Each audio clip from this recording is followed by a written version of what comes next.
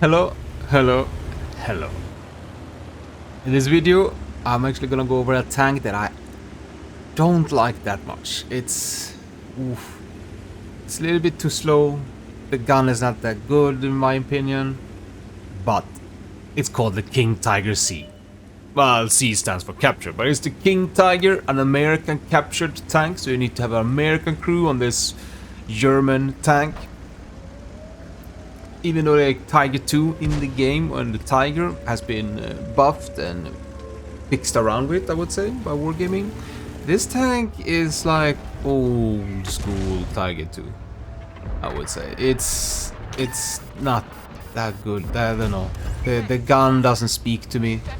The tank's movement doesn't speak to me. The supposedly strong thing about the tank doesn't speak to me, which is the armor of it.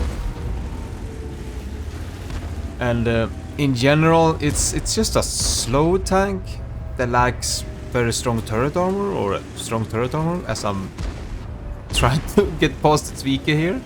I see the writings on the wall already, that we cannot stay here. We cannot sort of maintain this area, so we're gonna go and do something that the Tiger 2, like King Tiger, even I get tricked right now, thinking it's a Tiger 2, because it looks identical to one, but it's the King Tiger. But anyway, we're gonna go in and do what the Tiger does best, I would say. And that is to grab a corner with a straight cover, not some hill mound or anything. Or like a diagonal cover. It's a straight corner and that we can start doing some side scraping. Ooh, Progetto caught me off guard here. And now we are a little bit in a pickle here, I would say. Oh. That's what I mean with the gun not being so good. Like, I just reversed a little bit and it blooms out big time. And and a lot of these slow tanks are fine when you're doing movements like this. It's like in a slow speed it shouldn't bloom out so much, but with this thing it does. And that's what really bothers me a lot with this tank. But if you take it a lot more slower, I think you're gonna have a better success with it. I'm aiming in the back of the tank, not going for the track or anything, but the back part of this KV-3 there is easy part to set him on fire, and we took him out. I've been talking about the gun, not liking it. The big part I have is that the slow speed, you can't really have the gun is not very accurate then. It's very much like problematic for me. But the rest of it is actually pretty neat. Well, I can go back to one of the bad parts, is that low alpha of the gun is not really helping it. With the 6.7 seconds reload. You have to use bond equipment or bounty to make the reload faster. So you don't get down to the magical 6.5 seconds where you can perma-track people. So you lack that with this lower alpha. And when you have a low alpha tank, you kind of want to be able to perma-track. But the good parts about the gun. You have a 203 AP pen, which is fine, which is good. Actually, for a single AP pen for T7. We have 237 pen for the APCR, which is okay, which is also very good. But we're in a pickle here. As you can see, we got left alone, and we have a turbo on the tank at the moment. Usually I don't. I usually use the IRM on the tank, but we managed to just slip away. To find this EBR Hotchkiss. Can we get the decap? And no. Nope. Oh, but even though it was so close, my aim was way too big to be even able to hit them.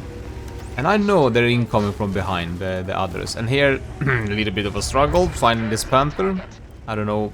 I was thinking I had higher and better gun elevation, but I see the Skolas incoming. And I am so slow that I don't have time to do much of my maneuvering. But I find this little rock that I will see if I can't manipulate. Oh, Skolas not really prepared for me. Thought I had more time. He's not doesn't dare. Maybe he doesn't have 2 shots. No, no. We both bounced. But also another great thing about the gun is that the shell velocity of 1000 meters per second with the AP and HE and a 1250 with APCR. So the shell flies fast with this thing, so it can work good as a sniper. But the gun's aim time when you have to kind of just redirect your aim can be quite bleh. And also, I don't think you should be sniping in the back with this tank, because it's primarily the strong point is the armor, the frontal armor. The turret armor can be a little bit weak. It can be, but if you can manipulate the side scraping on the sort of right side for the tank, it's actually pretty good. And mobility-wise, even though I have the engine on, oh, Hotchkiss, trying to make a funny play. And he crashed a little bit, gave me enough time. We thank for that crash. As you can see, the mobility of the tank, I mean, we did get away, but I was just barely we got away from that onslaught. We do kind of, the tank in itself it's kind of slow.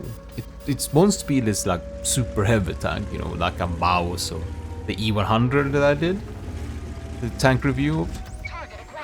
But it does not really work that way because it lacks this alpha for it, or just more armor. We lost a lot of hit points to take out that VZ44. A lot of hit points.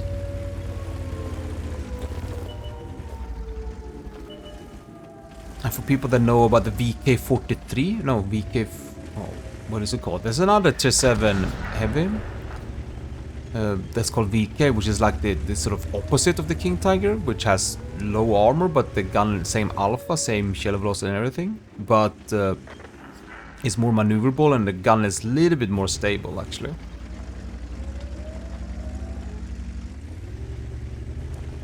The overall, can we... Oh, there's a T29. Oh, we had that little hit points. Gotta thank him. Huh, here we go. Oh, there's a T20, AFK. Huh, so he didn't move at all. Thought it would come back or something. Penetration. But it seems that like we had actually a quite good game here with the King Tiger showing the way how it's done. But anyway, let's check out the post game in the next slide.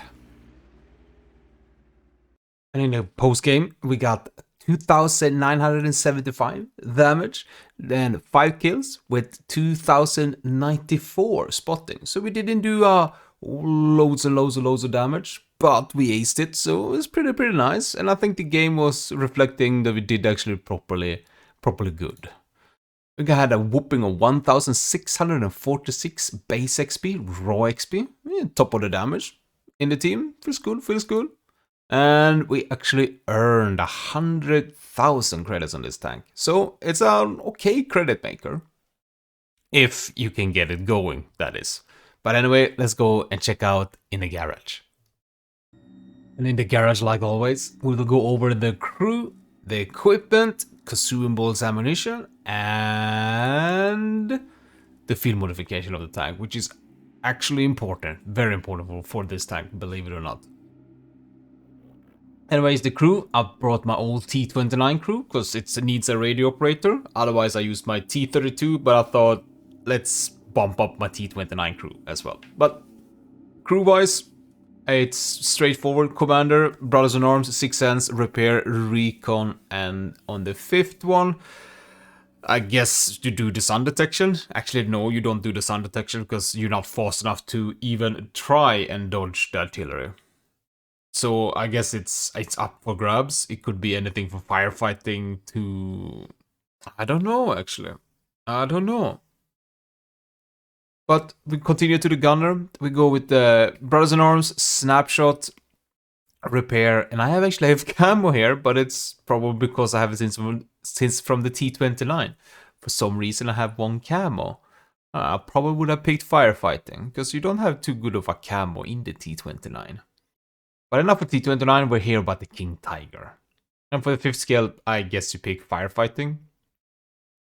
The driver, which I think is the most important one. It's Brothers in Arms. I have actually clutch braking, repair, and smooth ride. I would change the smooth ride and clutch braking just because, I mean, 8% doesn't do much, but I will pick smooth ride first of these other skills. Then, well, Brothers in Arms first, but you know, Brothers in Arms is always mandatory first skill. But then, you know, smooth ride just to help the gun that little bit more. Clutch braking is actually good for the tank. I would say that and off-road driving. So 5th skill, off-road driving for sure. Maybe off-road driving before clutch braking on this tank? Probably, actually. Because it will help you move around on the battlefield a little bit better. For the radio operator, same deal there as well. We go Brothers in Arms, repair, situational awareness, and then we go with the firefighting. And then camouflage. The loader,